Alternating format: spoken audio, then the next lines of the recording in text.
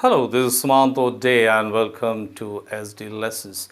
Today my subject is poetry and the topic is the Inchcape Rock by Robert Southey.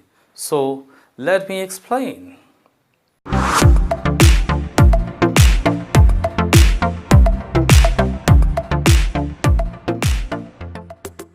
So now the Inchcape Rock. What is this poem all about? It's a ballad. A ballad is a song or a poem, a musical song or poem that narrates a story. This is written with this, keeping this in mind of Scotland shores. Where is Scotland? Scotland is in the northern UK. It shares a common boundary with England.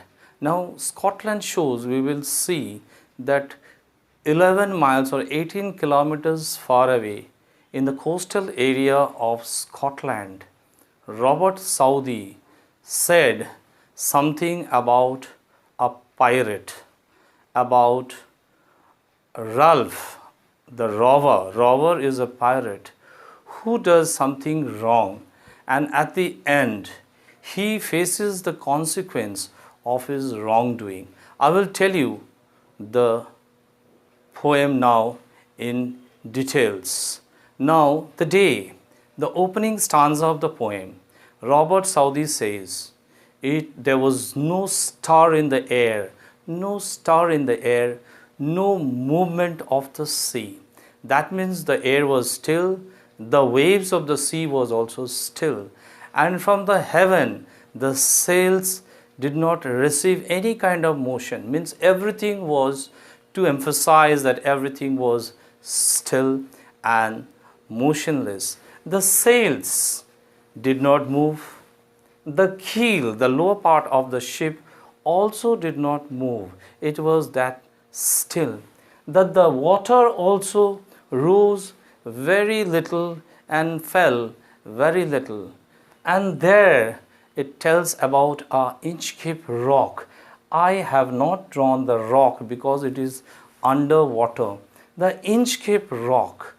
Also on top of the Inchcape Rock, there is a bell on a buoy. Buoy is a floating device that keeps the bell floating. And whenever the waves rises or falls, or whenever the water moves the buoy, the bell rings. That was installed by Abbot of Aberbrothock, who was concerned about the mariners, those who went by that way, and during high tide or when the water was high, when the rock was hidden, and the sailors a chance, a risk of a danger of hitting the rock, the abbot, the good abbot of Aberbrothock installed this bell so that it saves the mariners from any kind of danger. Now the day, it spoke about the day. It was a motionless day. It was very still. Everything was like that. And the bell was also not moving. And then the day was bright. It says it was shining gay. The day was bright. And Ralph the robber, he was out on the deck and he was very happy. Mirth, it says, he was happy. Everything was joyous. Even the seabirds, the seagulls that wheeled round from their sound, it showed that everything was joyous. And the Ralph the rover was also extremely happy, but his happiness was all about wickedness. We know there are some kind of people, those when they are happy, their mind thinks about doing some kind of mischief and gets happiness out of disturbing others, about doing damage to others. Ralph the rover, a pirate whose job was to plunder the other sailors, he was wicked. His mind was full of wickedness. What he does, from far away from the ship, when he locates this small speck, it looked like a dark speck in the green ocean. He locates that, and his wicked mind gets active. He tells his fellow men to lower down a boat so that they can row him down up to the Inchcape Rock, up to the bell. And what he does, I have shown you. Here, look at the picture. Here is Ralph. And he was a robber, he was a pirate, he was happy, but his happiness was of wickedness. And he comes up to the Inchcape Rock. He bends over the Inchcape bell and he cuts it. He cuts it and allows the bell to sink. It sinks down into the water, and while going down, it gurgles, and bubbles rose all around this bell and burst all around.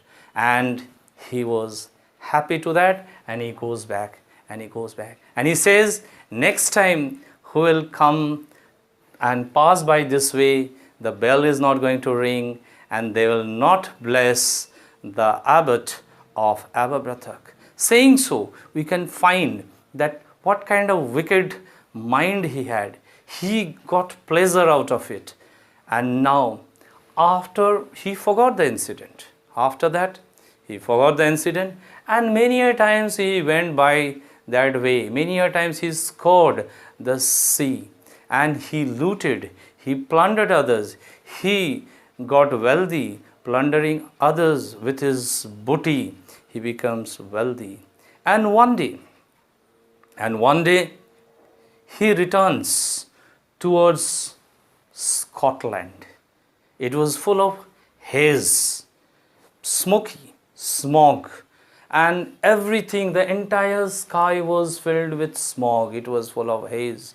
Even the sun was not seen. It was not seen. We could not see the sun. It was that dark. And Ralph, he came out of the deck, and he was hoping that everything will clear out. He says that moon is rising, the moon is dawning, so it will be clear soon, and he expected things will be better. It is also said that the whole day it was stormy, gale, storm. The whole day it was stormy, but in the evening the storm died out, and the moon was rising, and Ralph was expecting it to be good. The ship was drifting. Although the storm had died out, but the ship was drifting. His fellow men said that they could not. They were thinking that maybe the Scotland shores were nearby, but they said that they could not hear the breaking roars. That means the water, the tide, the waves that goes and lashes and breaks, it makes a sound. That sound they could not hear. So the men, the sailors, they were wondering that why they could not hear the sound of the breakers. At the same time, they knew that the shore was nearby. The ship was drifting quite fast, although the storm was not there. And then all of a sudden, it strikes the Inchcape Rock. And Ralph, he says, oh Christ, is the Inchcape Rock. He repents, he regrets. Water from all the sides. It gets in, and the ship was sinking. Ralph tore his hair in despair. Why did I do it? It's my own, because of my own reason. That pang, he felt it because it was his fault. So he was in despair. And even at that stage, dying fear, even at the stage of his last moment, he could hear that the devil was ringing his knell with that Inchcape bell, was ringing, was welcoming him to hell. That is how the poem ends. It gives a very good lesson to us that if we do something wrong to others, that will befall on us. That will be boomerang. It will come up. It will come back to us like a boomerang, and it will fall on us. And that exactly happened to Ralph. So it's a beautiful poem. Go through line by line. Enjoy the poem. Thank you and goodbye. But before that, as usual, I will tell you that if you haven't subscribed, you subscribe my channel and comment. Don't forget to comment. Thank you and goodbye.